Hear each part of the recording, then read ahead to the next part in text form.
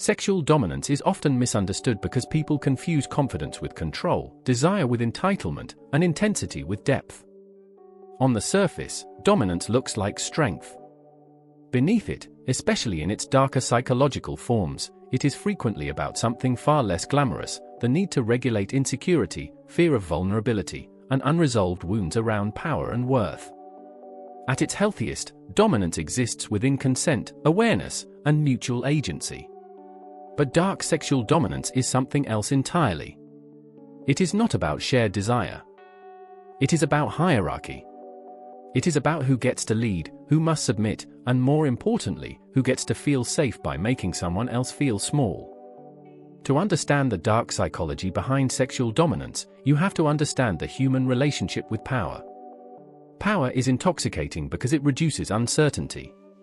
When someone feels dominant, they are temporarily freed from doubt, shame, and self-questioning. Control creates the illusion of certainty. If I lead, I cannot be abandoned. If I command, I cannot be rejected. If I dominate, I cannot be exposed. This is where sexual dominance becomes psychologically charged. Sex is one of the few arenas where people feel most naked, emotionally and psychologically. It activates attachment systems, shame memories, validation hunger, and identity wounds all at once. For individuals who feel powerless in other areas of life, sexual dominance becomes a compensatory arena. It is a place where they can rewrite their internal narrative from insignificant to powerful, from invisible to desired, from wounded to commanding. Many people who gravitate toward darker forms of dominance did not grow up feeling secure.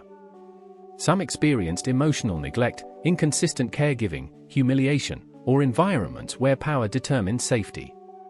In those conditions, control becomes synonymous with survival. As adults, dominance feels less like a preference and more like a necessity.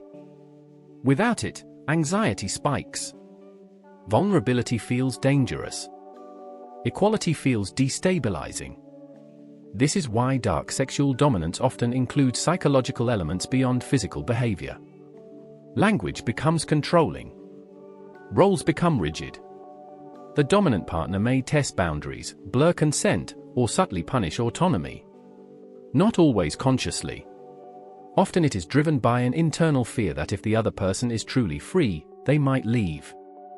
There is also a narcissistic thread that can run through dark dominance.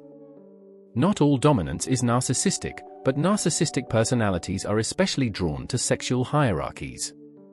Sexual dominance offers admiration without intimacy, validation without reciprocity, and control without emotional exposure. The dominant role becomes a stage where the self is inflated and protected. The partner exists less as a full person and more as a mirror, a symbol of conquest, or proof of desirability. This is where things turn corrosive. When dominance is fueled by ego regulation rather than shared desire, the dominant individual begins to equate compliance with affection. Submission becomes proof of love. Resistance becomes betrayal. Over time, the relationship shifts from erotic polarity to psychological ownership. Another dark layer of sexual dominance is its relationship with shame. Many dominant individuals carry deep shame about their own vulnerability, dependency, or emotional needs. Dominance becomes a way to externalize that shame. Instead of feeling weak, they make someone else appear weaker. Instead of confronting their own need for reassurance, they demand loyalty. Instead of tolerating uncertainty, they impose structure. Paradoxically, this makes dark dominance fragile. It requires constant reinforcement. The dominant individual may escalate behaviors, intensify control, or seek new partners to maintain the feeling of power.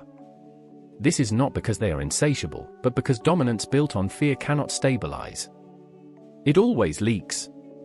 There is also a gendered misconception worth addressing.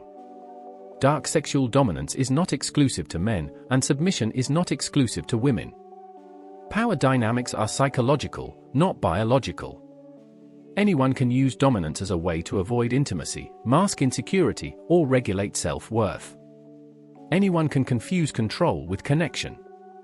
What separates healthy dominance from its darker counterpart is not intensity, but consciousness. Healthy dominance allows choice. Dark dominance erodes it. Healthy dominance invites trust. Dark dominance demands it. Healthy dominance can end without retaliation.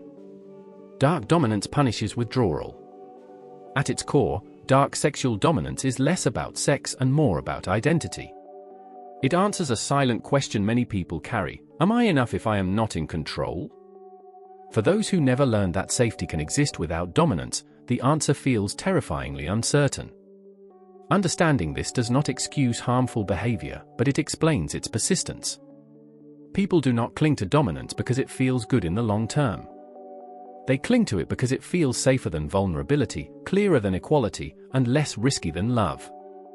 The irony is that the very thing dark dominance seeks to avoid, exposure, dependence, emotional risk, is the only path to real intimacy. Control can produce obedience. It cannot produce connection. Power can silence fear temporarily. It cannot heal it. Sexual dominance becomes dark when it stops being a shared language of desire and starts becoming a psychological defense against feeling small, unseen, or unlovable.